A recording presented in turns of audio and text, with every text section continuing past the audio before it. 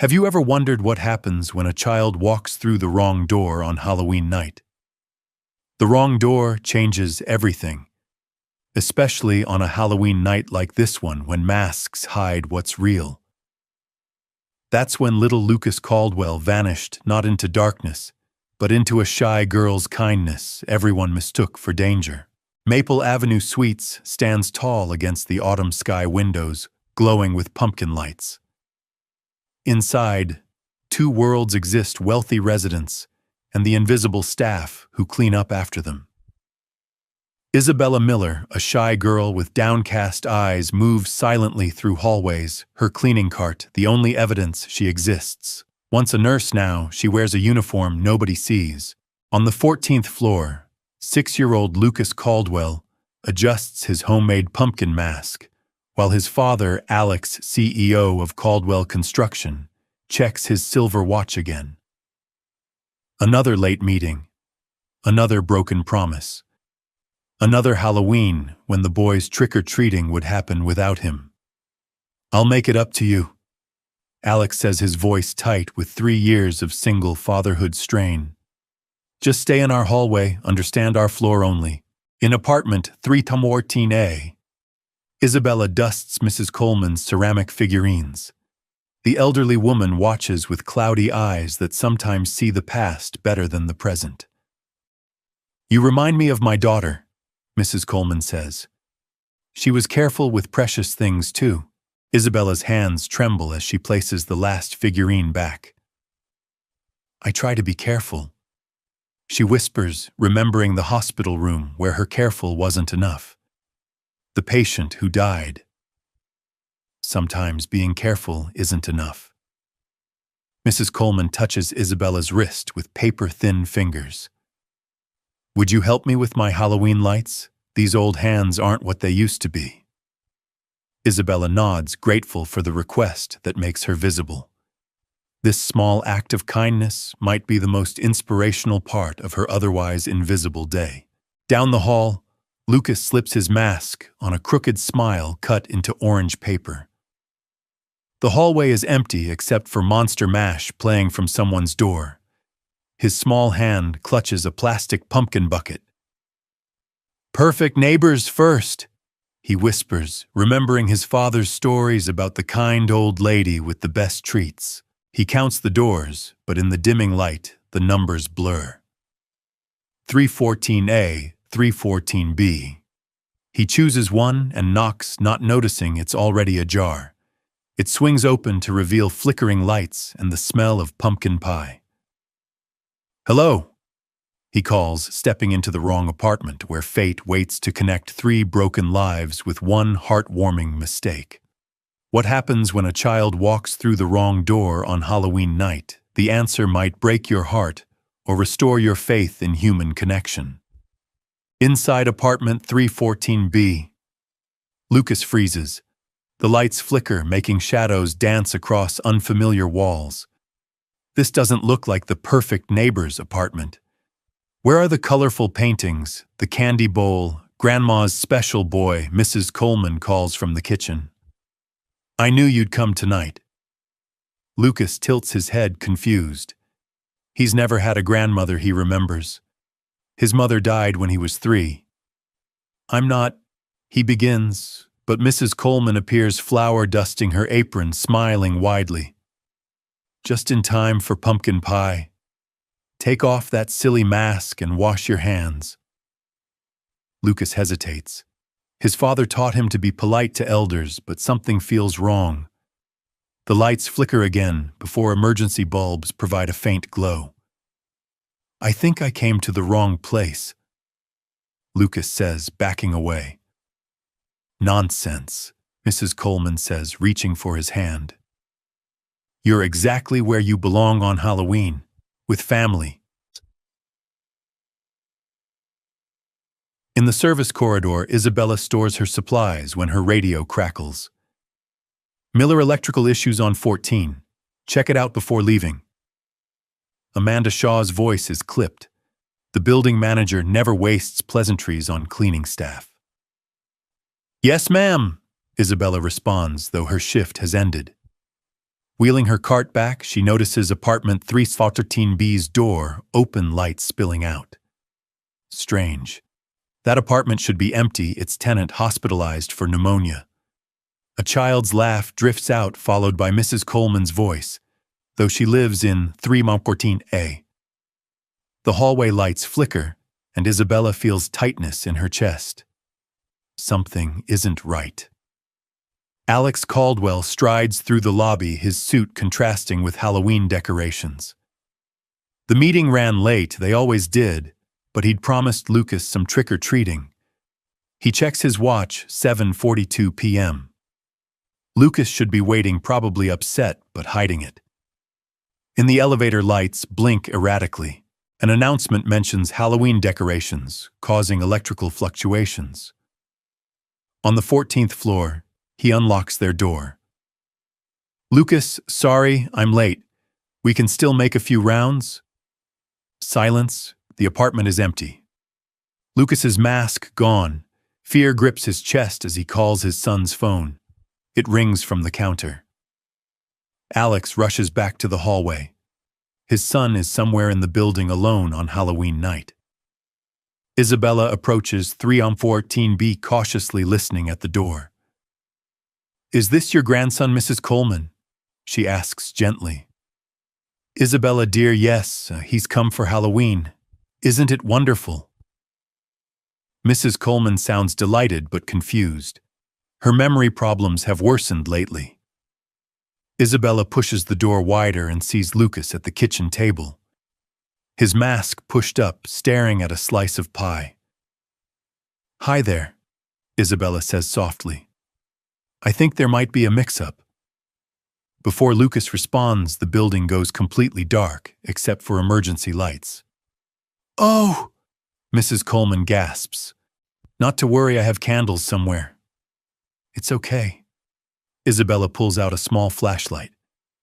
"I always carry this." The beam creates a circle of light.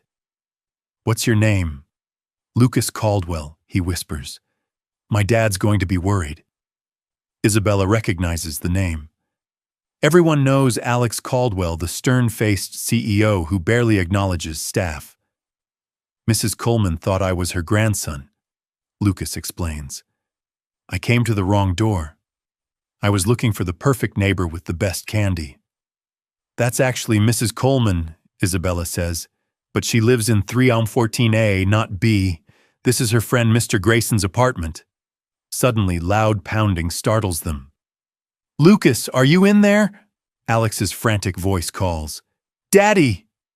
Lucas cries, relieved. Isabella moves to open the door, but it's stuck, the electronic lock system dead without power. "He's here, Mr. Caldwell. He's safe with Mrs. Coleman and me, Isabella from housekeeping." The door is jammed. "What's going on? Why is my son in there?" "Open this door right now." "I'm trying, sir." Isabella pushes against it. The power outage locked the system. "Stand back," Alex commands. "I'm forcing it open." Isabella pulls Lucas and Mrs. Coleman back. The door bursts open after Alex slams against it twice. Alex rushes in, his face twisted with fear and anger in Isabella's flashlight beam. He grabs Lucas, checking for injuries. "Are you okay? What happened? Why did you leave our apartment?" "I'm fine, Dad. I went trick-or-treating but got the wrong apartment. Mrs. Coleman thought I was someone else." Alex turns to the elderly woman, confusion replacing anger. "Mrs. Coleman," from across the hall. Mrs. Coleman blinks in the light. "Is it time for pie? I made it fresh today." "Sir," Isabella says quietly. Mrs. Coleman has memory issues. She sometimes gets confused about where she is or who people are. She thought Lucas was her grandson. In the soft glow, Alex sees the shy girl's concern, not just for his son, but for the elderly woman too. It's a heartwarming moment of clarity amid the chaos. Just as Alex begins to understand, the building manager arrives with accusations that threaten to turn a simple mistake into something much darker. Amanda Shaw appears in the doorway, breathless from climbing 14 flights after the elevator shut down. Her expression hardens, seeing Isabella. "Mr. Caldwell, I came as soon as security reported your concerns." Her voice is professionally concerned, but her eyes flick suspiciously toward Isabella. "Is everything all right? Why is housekeeping staff involved?" Isabella's flashlight casts stark shadows across faces. Outside, wind rattles windows with a Halloween howl. "I'm trying to understand myself," Alex says, arm around Lucas. "My son apparently came to the wrong apartment and Mrs. Coleman—" He looks at the elderly woman humming softly to herself. "Mrs. Coleman should be in 314A, not B," Amanda says sharply. "This apartment belongs to Mr. Grayson, who's hospitalized. What's going on here, Miller?" Isabella feels the familiar tightness, the same feeling when things went wrong at the hospital. Everyone waiting for an explanation, assuming the worst. "I was checking the electrical issues when I found the door open," she explains quietly but steadily. "Lucas knocked on the wrong door and Mrs. Coleman was inside." She gets confused. "So you kept a child in a dark apartment instead of alerting security?" Amanda interrupts. "That's a serious breach of protocol." "It wasn't like that," Lucas pipes up. "The lights went out after I got here. Isabella was trying to help." Alex studies Isabella's face in the glow. There's fear there, but not guilt. "How long have you worked here?" 6 months, sir. Night shift, mostly." "Dad, the building is all dark." Lucas tugs at his sleeve. "It's like a real haunted house. Halloween came inside." "This is more than a simple outage," Isabella finds her voice. "Before the power went completely, I noticed a pattern in the flickering. It's likely an overload in the main distribution panel from the Halloween decorations." Alex and Amanda stare at her.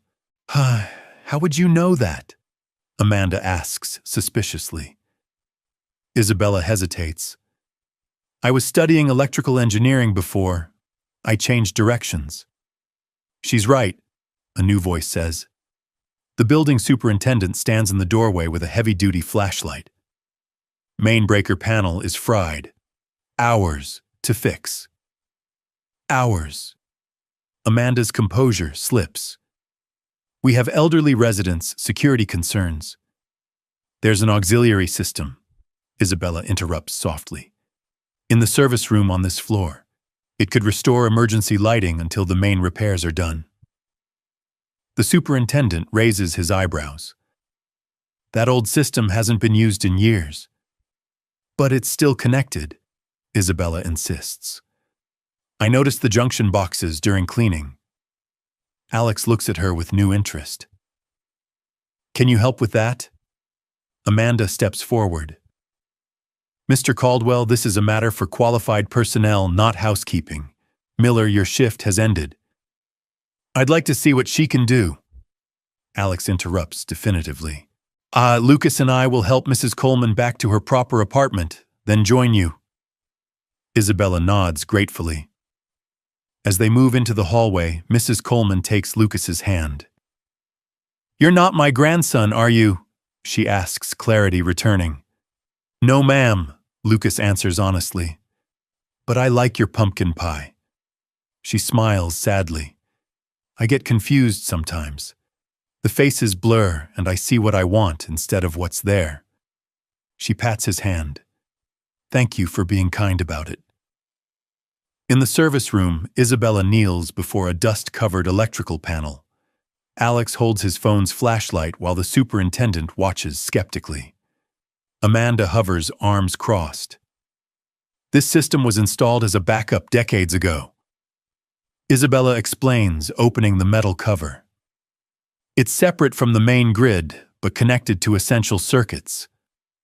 Her fingers move confidently across switches and wires. In the light, her face shows concentration instead of fear.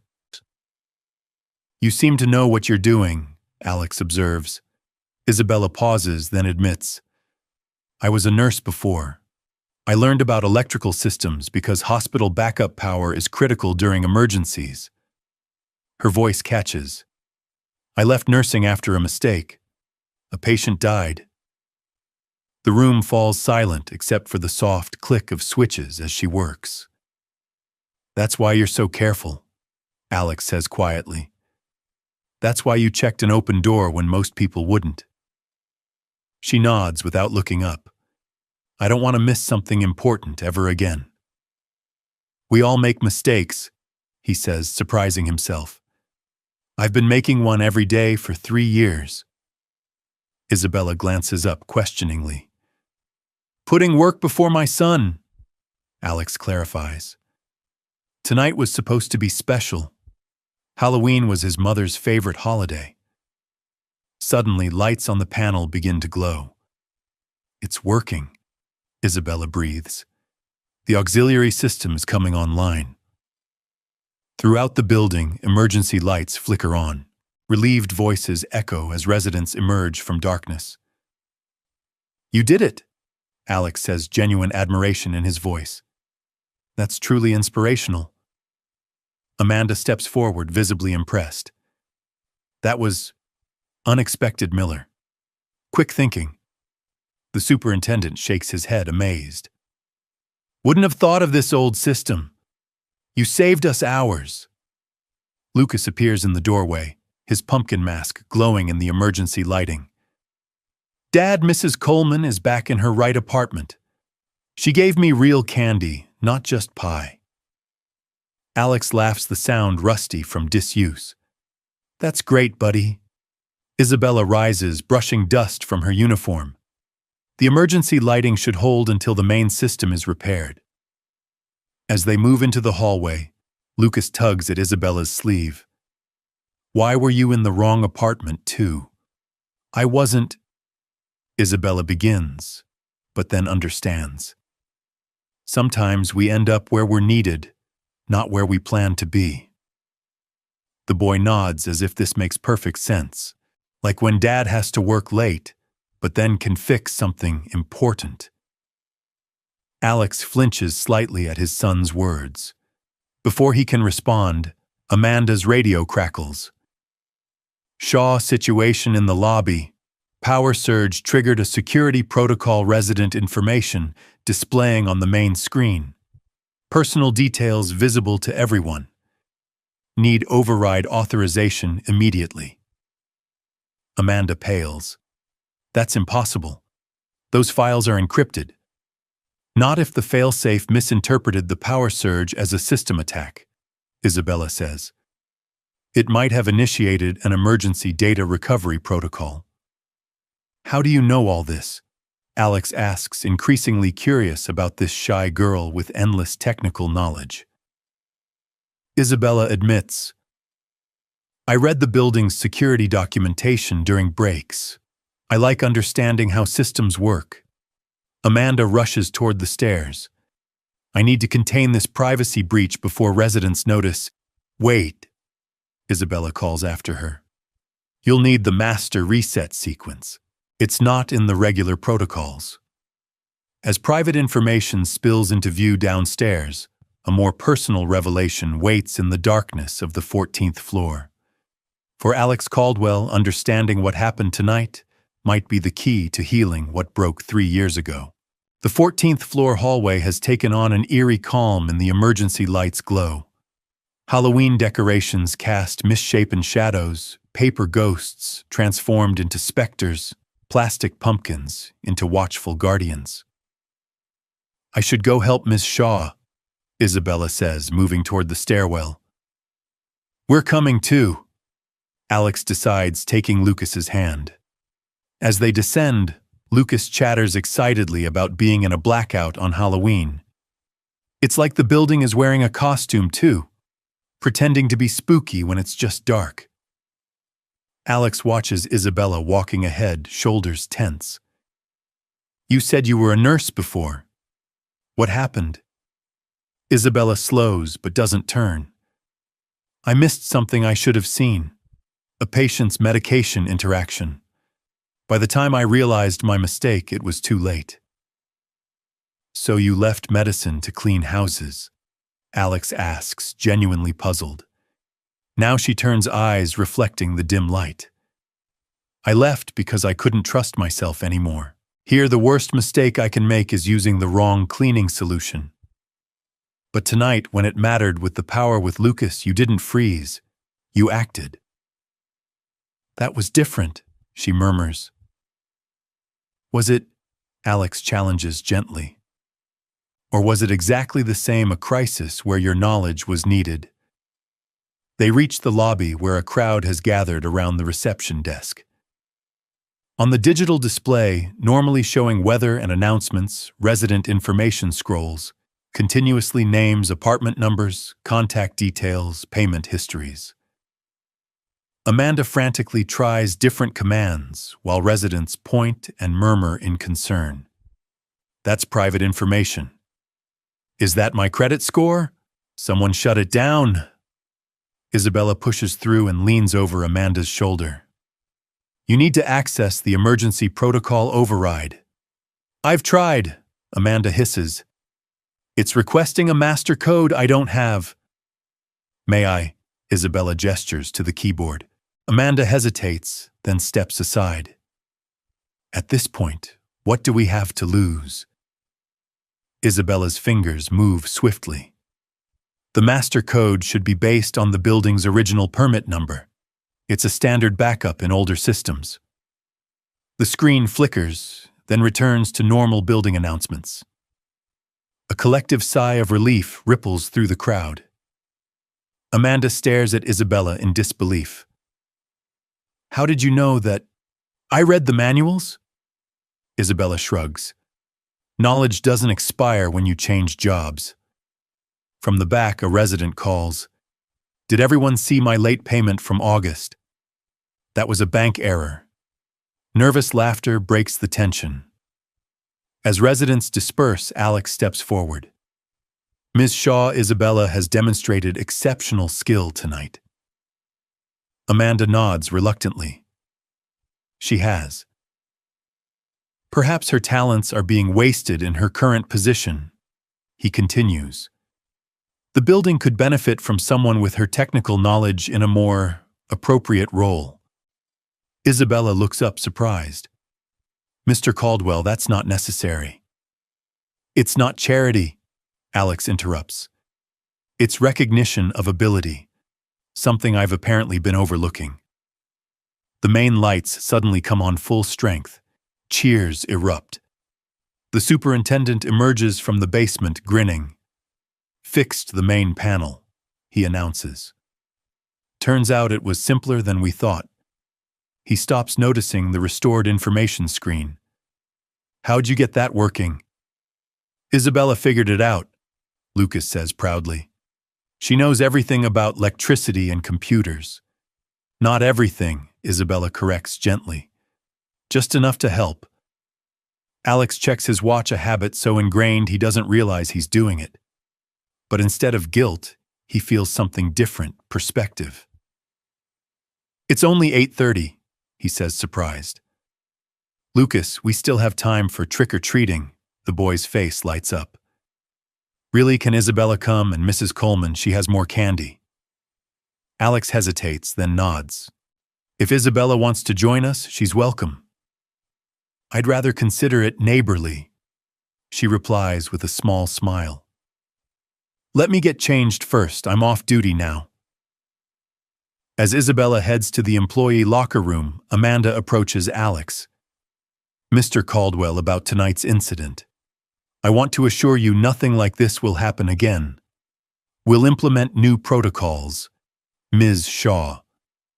Alex interrupts. The only incident tonight was my son walking through the wrong door and finding kindness instead of danger. And a member of your staff demonstrating extraordinary ability you've overlooked. Amanda blinks, taken aback. Yes, well, Miller has always been quiet. Keeps to herself. Sometimes the quietest people have the most to offer, Alex says, watching Lucas adjust his mask. And sometimes we're too busy checking our watches to notice. 20 minutes later, Isabella returns, wearing jeans and a simple sweater. Her dark hair, freed from its bun, falls to her shoulders. Without her uniform, she seems younger, less guarded. Lucas runs to her. "You look different, like a regular person." "Lucas," Alex admonishes, "that's not polite." Isabella laughs a real laugh that transforms her face. "It's okay. I am a regular person, just one who cleans for a living." "Not anymore," Alex says. "I spoke with Ms. Shaw. There's an opening in building operations that would benefit from your technical knowledge." Isabella stares at him in disbelief. "You're offering me a job because I helped during a power outage. Because you showed competence, quick thinking, and care," Alex corrects. "Both for the building systems and for my son when he was lost." "I wasn't really lost," Lucas interjects.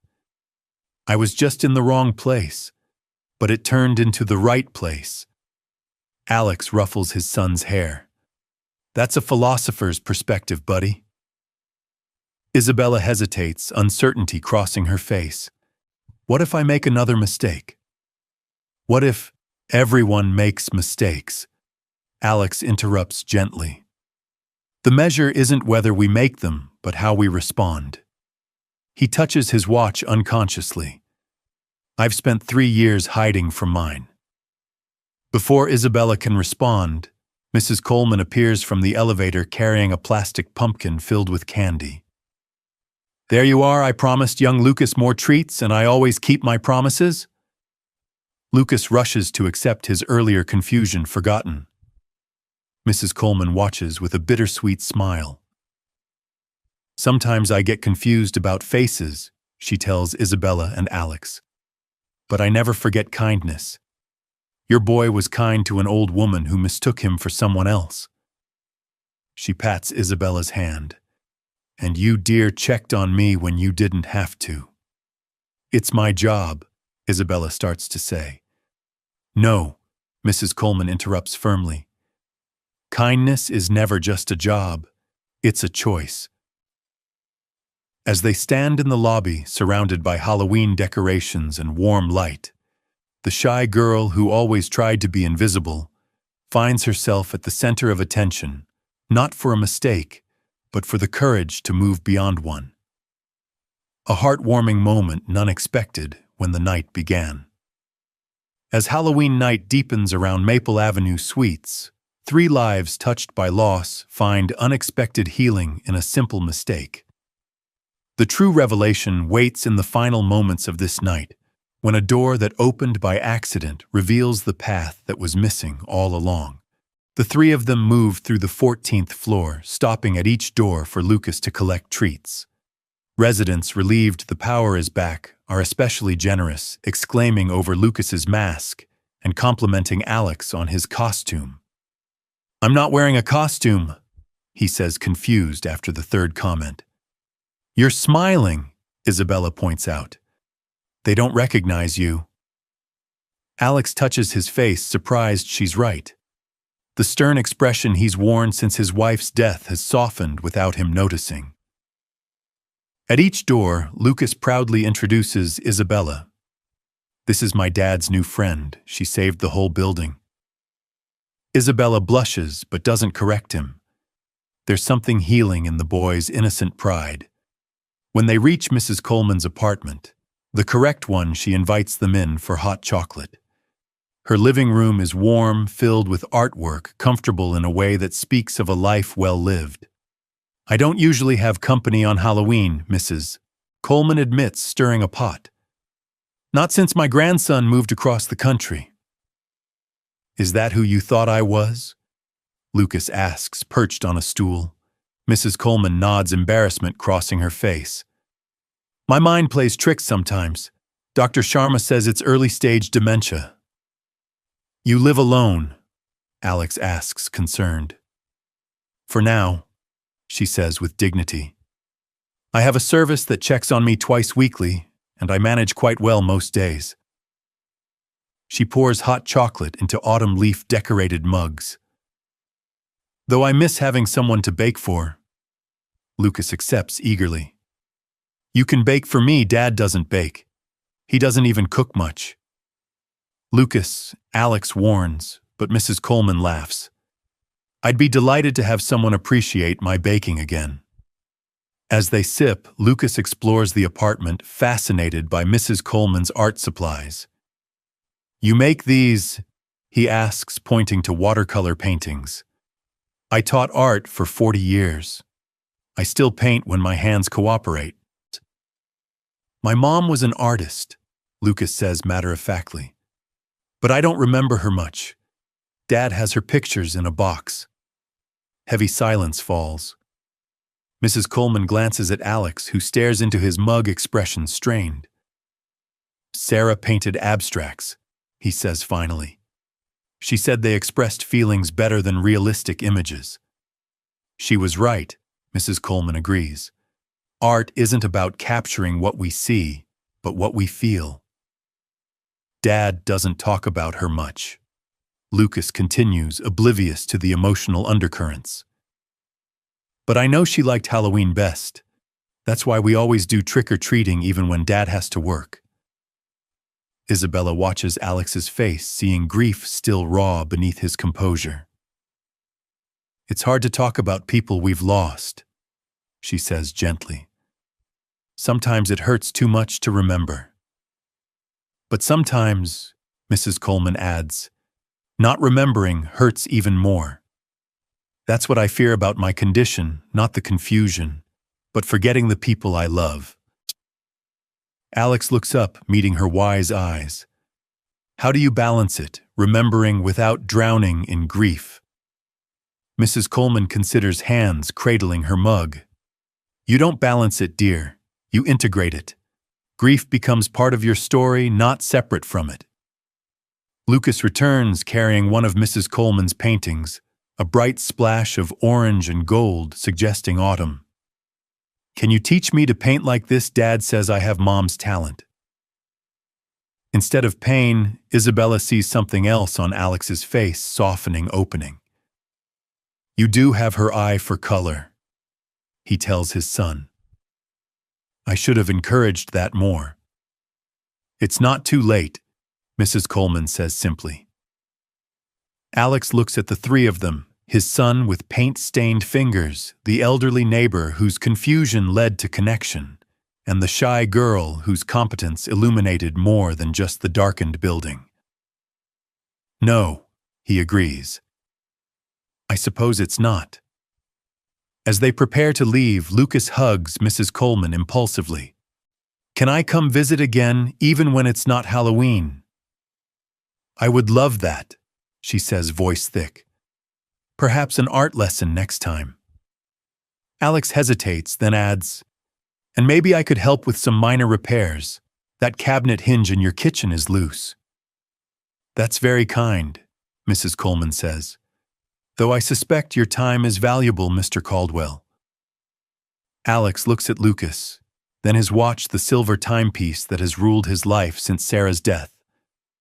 Time is valuable, he agrees, which is why it matters how we spend it. In the hallway, Lucas skips ahead toward their apartment. Isabella prepares to say goodnight, but Alex stops her with a gentle touch on her arm. The job offer is serious, he says. Amanda will contact you tomorrow. Why are you doing this? Isabella asks, puzzled. You don't know me. Alex considers. Tonight I saw something I've been missing, how people connect when masks come off. How mistakes can lead to truth. He smiles faintly. And how a wrong door sometimes isn't wrong at all. As they stand in the softly lit hallway, Isabella feels something she hasn't experienced in a long time. The warmth of being seen not just for her mistakes, but for all she has to offer. When morning comes to Maple Avenue Suites, the Halloween decorations will be taken down, candy wrappers, discarded costumes packed away. But for three souls connected by one mistaken door, nothing will ever be quite the same again. This inspirational encounter has changed them all, opening doors they didn't even know were closed.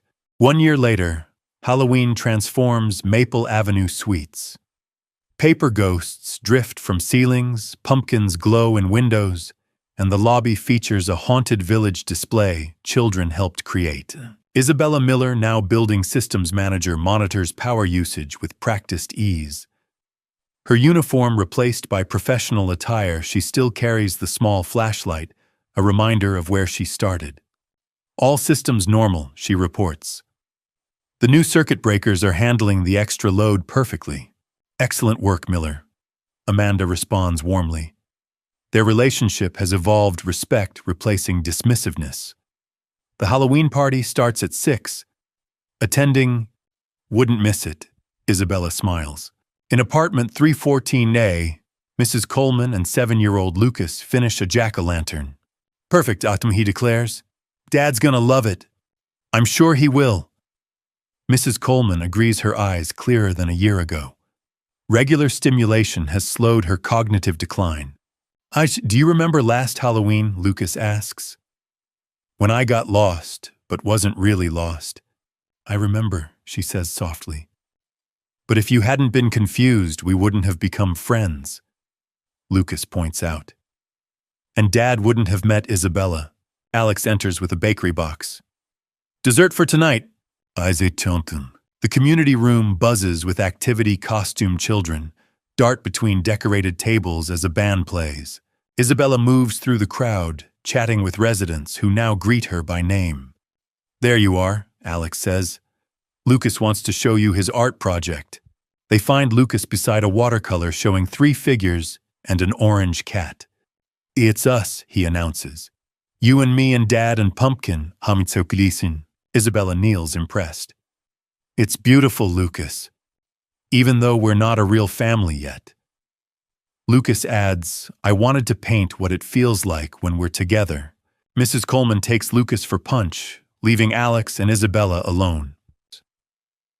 Kids cut through pretense, don't they? Alex touches his watch now, a reminder of time present. They see what adults try to hide. I haven't been hiding my feelings, Alex says quietly. Just waiting for the right moment. He takes her hand. Isabella Miller, you illuminated more than a darkened building that night. Sometimes, Isabella adds softly, the mistakes we make lead us to the people who help us heal.